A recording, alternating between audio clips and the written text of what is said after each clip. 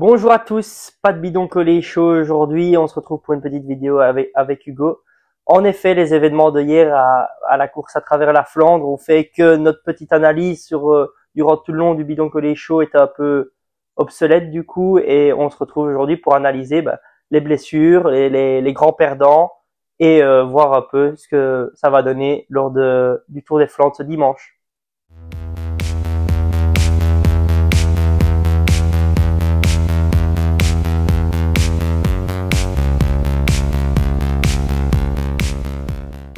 Alors oui, on a vu que Wout van Aert était le gros perdant hier parce que on peut dire qu'il a très peu couru par rapport aux autres avant. Donc il revient de stage en altitude et directement il chute déjà à l'E3 et maintenant ici à travers la Flandre et c'est fracture de la clavicule. Qu'est-ce que t'en penses? Ouais, fracture de la clavicule, fracture des côtes aussi, et peut-être fracture du sternum, j'ai lu. Donc ouais, il perd beaucoup, il perd toute sa préparation, des mois de sacrifice, loin de sa famille, un stage en altitude qui s'avère inutile finalement. Il a très peu couru, donc il avait vraiment tout misé son début de saison là-dessus, et il doit déjà en mettre un terme. La question qu'on peut se poser maintenant, c'est est-ce qu'il sera présent sur le Giro? Personnellement, je ne le pense pas et je pense que ce serait une mauvaise idée. Il va falloir revoir ses plans pour la fin de saison et peut-être se diriger vers le Tour de France. Et donc toi tu penses que faire l'impasse sur le Giro s'il peut peut-être y aller avec une préparation un peu moins bonne, j'ai envie de dire, c'est une mauvaise idée donc. Mais un Giro, c'est quand même fatigant. Maintenant, il faut voir. C'est peut-être, il préférera peut-être aller rouler un Giro que repartir 3 semaines en altitude se préparer. C'est quand même pas pareil. C'est beaucoup de kilomètres et un grand tour, ça fait de la fatigue. Hein, on le sait très bien. Peut-être courir en dedans, mais on connaît Wout van Aert, il court jamais, il court toujours à fond. Moi, ce que j'ai peur aussi, c'est qu'au Giro, ben, on le sait, c'est aussi des conditions difficiles, Ouais. des descentes de col dangereuses. Il y a beaucoup de chutes souvent au Giro et beaucoup d'abandons pour X ou Y raison. J'ai un peu peur que il retombe, il revienne encore en saison et qu'il ait encore un peu de malchance. On connaît ses capacités à avoir de la malchance. Et il est tout le temps, il a des soucis. Donc j'ai un peu peur pour ça. Mais sinon, tu as raison. Je pense que moi, je le vois. S'il peut revenir, je pense qu'il le fera. Ouais, mais maintenant, si on commence à penser à chaque fois, ouais, je vais pas rouler parce que je vais tomber, on roule plus. On les voit déjà, ils roulent très très peu en début de saison avant leurs objectifs. Dans cette vision-là, et cette chute me fait peur. Peut-être qu'ils vont encore moins rouler, ces leaders-là, mais pour moi, c'est plus du vélo. Alors, on sacrifie les petites courses pour aller mieux s'entraîner pour les grosses, et C'est sûr. finalement, les petites courses vont plus survivre à cette allure-là. Ouais, c'est sûr. Autre gros perdant, c'est peut-être on peut parler de la Lidl Trek avec Ouais. Stuyven, qui n'est pas là non plus pour le Tour des Flandres et à mon avis, il sera certainement pas là pour Paris-Roubaix. Ouais, personnellement, c'était mon favori pour le Tour des Flandres. Il est dans la forme de sa vie. Je le trouvais plus fort que Mats Pedersen dans cette Lidl Trek. Et ouais, fracture de la clavicule, opéré ce jeudi, donc avec succès apparemment. Ouais, Mais oui, tant mieux. fracture de la clavicule, plus de Roubaix, plus de Tour des Flandres et une convalescence Ouais. qui, on l'espère, Bah, le plus court je suis possible. d'accord avec toi, c'était peut-être le coureur le plus en forme de cette Lidl Trek. On l'a vu sur Milan-San Remo où on pense que c'était le mauvais. Enfin, moi en tout cas, je pense que c'est Pedersen qui a lancé Pedersen. Je pense que c'était le mauvais coureur à Ouais, lancer. Steven était un peu plus en forme, mais c'est surtout sur Gant Evelgem qu'on l'a vu très fort, le 3. Il accompagne les meilleurs sur Gant Evelgem, mais il a une petite crevaison qui fait que il n'arrive pas à suivre, ce qui est logique. Bah moi je suis un peu déçu parce que je voyais bien Lidl Trek qui est très dangereux pour ce Tour des Flandres. Mais là tu perds quand même Steven, mais aussi Alex Kirch ouais. qui Alex a Hirsch, un fracture abandon. de la main, du métacarpe. Donc, c'est aussi un coureur qui va être out pour le Tour des Flandres et Paris-Roubaix. On ne sait pas pour combien de temps il en est disponible, mais sur des pavés, on ne sait pas rouler avec une main cassée, ça c'est une certitude. Et ça, un pion qui est très important parce qu'il était très en forme aussi, mais voilà, la Lidl Trek qui perd aussi un peu des plumes, pas un coureur, mais des plumes. Je veux dire, Mats Pedersen qui a été pris dans cette chute aussi, contusion et brûlure. C'est pas de fracture, il sera présent dimanche. Pour le moment, il est sur la start list. Mais bon, on sait très bien, on a été coureur, que quand on a une chute pareille, on en a déjà eu, on n'est pas prêt à 100% 4 jours plus tard sur une Ouais. classique pavée. bah, il va avoir des soucis aujourd'hui, par exemple, sur le lendemain d'une course ou le surlendemain. Mentalement, ça va certainement jouer pour dimanche. Mais bon, on espère qu'il sera au top de sa forme quand même et qu'il pourra exprimer tout son potentiel, j'ai envie de dire. Ouais, mais Autre coureur, je pense. Ah, tu voulais dire quelque chose? bah oui, mais l'équipe est affaiblie, mais on peut quand même les voir sur les avant-postes avec des gars comme Edward Tuns, des gars comme Tom Screens qui sont très en forme, donc à Ouais. voir comment Max peut revenir. Ils auront d'autres cartes à jouer Ouais, que Steven et Kirsch, ça c'est certain, mais c'est vrai que ça a un peu touché l'équipe quand même. la bonne spirale de l'équipe. C'est ça. Un autre coureur que l'on peut mentionner, c'est Girmay, Ouais. qui est monté en puissance, j'ai envie de dire. Il était de plus en plus aux avant-postes. Et il y a aussi son équipier Rex qui est tombé. Tous les deux sont repartis. Maintenant, à voir s'ils sont pas un peu touchés ou pas. Ouais, les deux leaders de la formation anti qui sont annoncés avec quelques contusions et des brûlures, donc pas de fractures, qui sont toujours annoncés au Tour de Flandre et à Paris-Roubaix. Je pense que Lorenz Rex, sa chute était un peu moindre, il tombe juste avant la grosse chute, donc un peu de chance dans son malheur, peut-être qu'il serait dans la grosse chute. Girmay, par contre, on l'avait vu un peu plus sonné aussi, donc peut-être un peu plus dur à revenir, mais peut-être présent plus sur Roubaix que le Tour des Flandres, il faut voir. Ouais, ces chutes faut quand même le dire, la chute de Wout van Aert, Girmay et les Trek a été très très violente. On a vu qu'ils pouvaient vraiment rien faire pour éviter la chute. Donc c'est quand même, ceux qui sont tombés un peu plus avant ont certainement eu plus de chance et moins de blessures parce que c'était vraiment très très très violent. Donc c'est juste une petite parenthèse pour dire si vous n'avez pas vu les images. Ouais. Mais donc oui, je suis d'accord avec toi. Girmay, j'ai un peu peur pour lui parce que déjà l'année passée, il avait pas eu beaucoup de chance. Ici, il se retrouve à encore avoir des doutes dans la tête pour le Tour des Flandres qui arrive ce week-end. Pourtant, je le trouvais qu'il était de mieux en mieux. Ouais, et on le voyait, sa forme augmentait et c'était pas plus mal au final. Il avait vraiment fixé ses objectifs et on voyait qu'il arrive en forme au bon moment. Il était bien géré. Donc ça, c'est dommage pour Kermay qui est un peu en dedans depuis le début de Et saison. puis même l'équipe sur le Grand Evelgame, ils étaient encore 5 coureurs à l'arrivée, donc Ouais, c'est quand même signe de forme. Peut-être une autre équipe que l'on peut parler, c'est l'Auto Destiny, qui ouais, a 2 coureurs, je pense, ouais. qui... Belens qui a été pris dans la chute avec Rex, donc lui a encore un peu de chance dans son malheur aussi. Et Van Moor qui a été dans la grosse chute, lui aucune fracture aussi pour les deux, aussi annoncé sur le Tour des Flandres et Paris-Roubaix, mais encore une fois, on le redit, on se répète, une chute comme ça reste au moins une semaine. Ouais, c'est ça, c'est un peu triste. Et en plus, on les voyait un peu plus aux avant-postes Ouais. depuis qu'Arnaud Delis n'était pas dans l'équipe de la start list. Maintenant, c'est sûr que c'était peut-être pas les plus gros leaders de la course, mais on est quand même fort triste pour eux et on espère que ils vont revenir plus fort. Et dans cette chute, on a aussi, bon, peu moins grave pour lui, mais Mathieu Van Der Poel qui est un peu touché via la perte de Gianni Vermeersch qui n'est pas annoncé sur le Tour des Flandres. Lui est annoncé avec une fracture du sacrum et des multiples contusions et des brûlures. Donc pour le moment, il n'est pas annoncé. On va voir un peu ce qui va se passer. On n'a pas encore énormément d'infos, mais c'est une grosse cartouche quand même que Mathieu Van C'est, Der Poel c'est quand perd. même, ouais. Ben lui, c'est peut-être celui qui va un peu bénéficier le plus Ouais. de cette chute. Sans le vouloir, évidemment, on ne veut pas dire qu'il le voulait ou que ça le rend heureux. Mais je pense que, justement, ça le rend un peu triste et lui, il espérait faire un face-à-face face à un Wout van Aert ou une équipe Trek au complet. Mais il perd aussi des plumes avec, du coup, un équipier qui était très important et qui marchait plutôt bien sur les 2 courses avec qui il a roulé. Peut-être aussi il y a d'autres coureurs qui sont tombés, tu dis il y a Ouais, il deux y avait semaines. Turgis, mais Turgis n'est pas autour des Flandres. Donc, il y a aussi un coureur d'Astana, j'ai pas su l'identifier. Mais bon, plusieurs coureurs sont tombés. Certains sont partis, mais très rares. Bah, je voulais quand même souligner que même si Visma n'a pas eu beaucoup de chance, que ce soit avec Tratnik, Van Barle, Laporte ou Wout van Aert, ça fait quand même 4 gros coureurs de leur équipe de classique qui ont tous chuté ou tous eu des soucis de santé. Il y a quand même un Jorgensen qui était le transfert de l'année.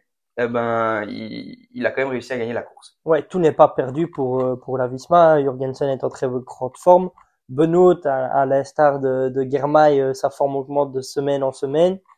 Et puis on a vu que finalement les frères Van Dijk, qui étaient un peu la roue de secours, sont aussi présents et sont aussi en forme.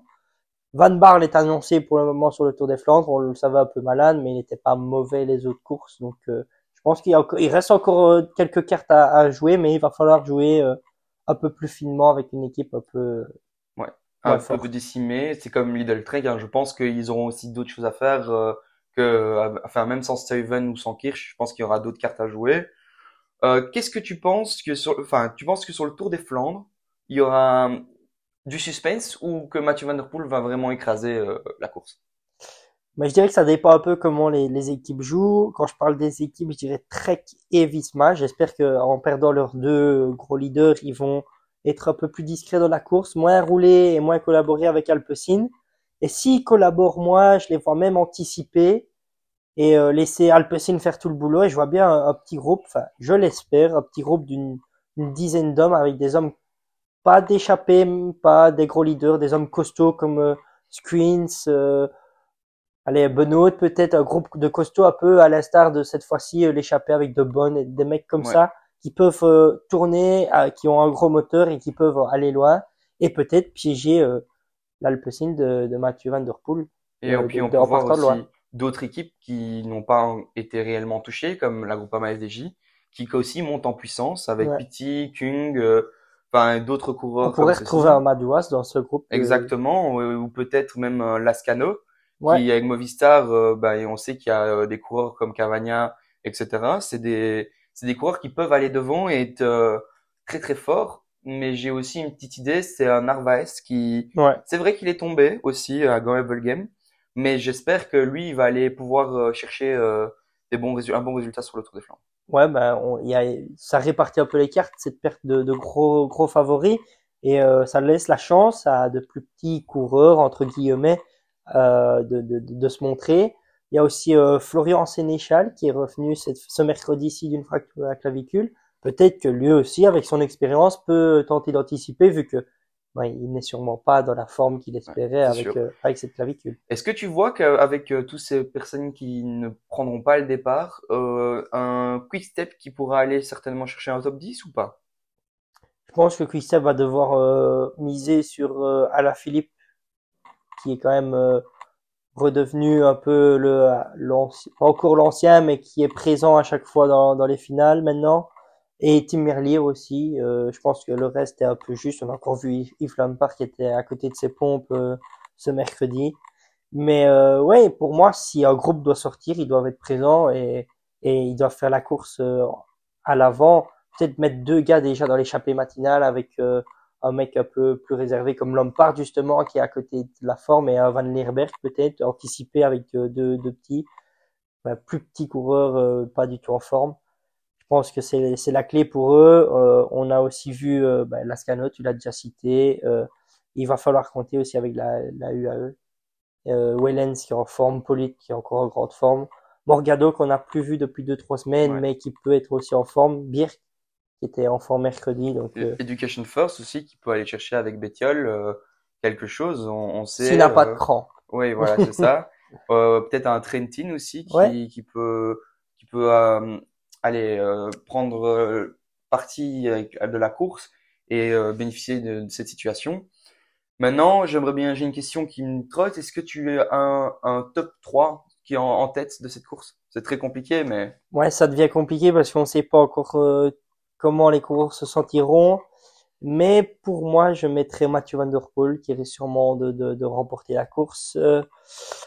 Tim Wellens en 2 et Lascano en 3. ça, c'est un beau top 3 Et avec des coureurs qui sont là depuis le début de ouais, l'année, je hein. pense que Sauf Mathieu Van Der Poel, évidemment. Mais... ouais, mais il est quand même fort depuis qu'il est revenu. Donc En tout cas, moi, j'espère qu'il y aura du suspense et que, comme tu l'as dit tout à l'heure, que Visma et les autres équipes ne vont pas se contenter de la deuxième place derrière Mathieu Van ouais, Der Poel et qui vont jouer au maximum le jeu, j'ai envie de dire. je pense que Mais ouais, ils doivent jouer sur le fait que moi j'ai perdu mon leader. Voilà, point et fais ta course et on verra un peu ce qu'on fait. ouais, c'est Ils ça, pas doivent plus rouler se avec, cacher quoi. quoi, ouais. C'est Et toi ça. ton top 3? Bah, évidemment, c'est difficile de pas mettre Mathieu Van Der Poel en première place. C'est vrai que c'est le leader, j'ai envie de dire, unique. Mais il y a un coureur qui l'a battu cette année, c'est Mats Pedersen. Ouais. Donc, je mettrai Mats Pedersen en deuxième. Évidemment, j'espère que l'ordre ne sera pas dans cet ordre-là, parce que Mats Pedersen est mon coureur préféré. Et comme troisième, je vais garder Pitty, parce que Ouais. je pense que il mérite cette place, et je me réjouis qu'il ait eu un résultat référence, j'ai envie de dire, sur les classiques. Parce que Ouais. depuis le début, il est devant, il se montre, mais il pêche un peu à la finition. Et donc pour nous deux, aucun Visma malheureusement qui perdent gros. C'est sûr, maintenant on a vu qu'il pouvait aller chercher Ouais, des ils bons peuvent quand résultats, même. hein. Mais ils ont quand même été, c'est un peu l'équipe noire de cette période des classiques. Van Aert, Hagenes, Laporte, Van Baarle qui a été malade. C'est quand Évidemment. même quatre coureurs qui, je vais dire, qui ont été Ouais, c'est touchés sûr. dans ces chutes et ces maladies. Ben moi, c'est plutôt un espoir de voir Mats Pedersen et Pitty sur le podium parce que c'est plutôt sur des courses depuis le début de saison qu'ils se sont montrés et on Mhm. voit que même Pedersen depuis le Tour de la Provence, il est là. Euh, Pitty, il était là déjà au Tour de Under, donc c'est des coureurs que j'ai envie de mettre là parce qu'ils sont là depuis le début de saison, au contraire d'un Wout van Aert ou d'un Mathieu Van Der Poel qui choisissent de plus en plus leurs courses et je trouve ça un peu décevant. Et que penses-tu que l'auto doit faire avec la perte de Florian Vermeer début de saison, d'Arnaud Delis maintenant? Ouais. Ils viennent avec une équipe un peu plus faible, je vais dire, mais des coureurs qui ont du coup leur chance, comme Geno Bergmus ou Alex Segard peut-être. Donc, Bah, que c'est pensez-vous Gart qu'ils qu'on doivent a faire? vu que hier, il était quand même assez fort, Ouais, il était en forme. Je pense que la course justement va l'aider peut-être à arriver encore un peu plus en forme sur le Tour des Flandres. Maintenant, il m'a semblé quand même un peu plus court que ce qu'il faut pour pouvoir faire un résultat sur le Tour des Flandres. Bah, c'est sûr, il faut envoyer des hommes à l'avant, hein. Il n'y a pas de secret. Un peu comme UX le fait depuis le début de saison sur les Flandriennes. Et espérer que ça aille le plus loin possible. Et même s'ils se font reprendre, rouler au maximum pour finir dans le top 10. Maintenant, c'est sûr que le top 5, ça va être très compliqué, je pense. et en parlant du Noix justement, que penses-tu d'Abrahamson? Qu'est-ce qu'il peut faire sur la suite des classiques quand on voit déjà, ça fait deux, trois, il fait, je crois, 12e de l'E3, il fait deuxième hier, Et en plus, donc il il est en lance de forme, hein. loin. Ouais. C'est parce qu'il était face à des coureurs peut-être un peu moins rapides, mais il était face quand même à De Bones. Donc, c'est vrai que Kung et Tish Benoît, on savait que c'était peut-être pas les plus vite sur le final, ni le coureur de chez Ineos, allez, Tarling, qui est Darling, impressionnant. qui était impressionnant, mais qui était quand même vachement pas vite. C'est le Ouais. cas de le dire. C'est pas qu'il était, il était, Il est lâché, je crois, une dizaine de fois sur la ouais. course à C'est cause pas de qu'il son était même pas vite, explosivité. c'est il était vraiment aucune accélération Ouais. possible, quoi. Mais sinon, on voit qu'il les bat quand même tous sur un effort quand même assez long. Personnellement, j'espère pour lui qu'il va aller concrétiser ça. Et en plus, l'air de rien, cette équipe du NOX, elle est quand même, elle a pas à envier les équipes World Tour. C'est vrai elle manque peut-être d'un leader qui est au-dessus du reste, Ouais, bah, mais Christophe a été malade la oui, c'est semaine vrai. passée. Tiller est un peu décevant. Ouais, mais c'est quand même une équipe qui n'est pas en World Tour et elle arrive Ouais. à faire des résultats sur, enfin, au début, le week-end d'ouverture, c'était peut-être un peu, ils ont eu de la malchance avec les chutes, etc.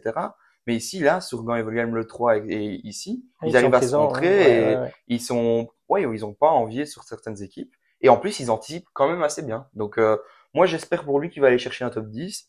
Maintenant, il y a beaucoup de coureurs qui voudront aller chercher le top 10 et il faudra prendre sa place, quoi. Mais je pense que c'est le Tour des Flandres, c'est quand même les gros coureurs qui sont là. Là où on a un peu des surprises chaque année, c'est à Paris-Roubaix. Et c'est peut-être là que leur chance Ouais. va être cette année. On sait qu'il c'est une course d'anticipation, hein, donc Ouais. plus t'es devant rapidement, plus tu peux avoir de problèmes techniques, j'ai envie de dire, et encore être Et puis dans. on a vu Abraham Momsen qui a fait toute l'échappée mercredi, donc on sait qu'il a au gros moteur Ouais, c'est sûr. au niveau de l'endurance. Bah j'espère que vous avez aimé ces petits récapitulatifs, Ouais. et si vous avez un favori ou dites-nous tout court qui vous pensez qui va gagner le Tour des Flandres. Si vous avez aimé la vidéo, lâchez un pouce bleu, enfin un like, et abonnez-vous. Merci. Merci.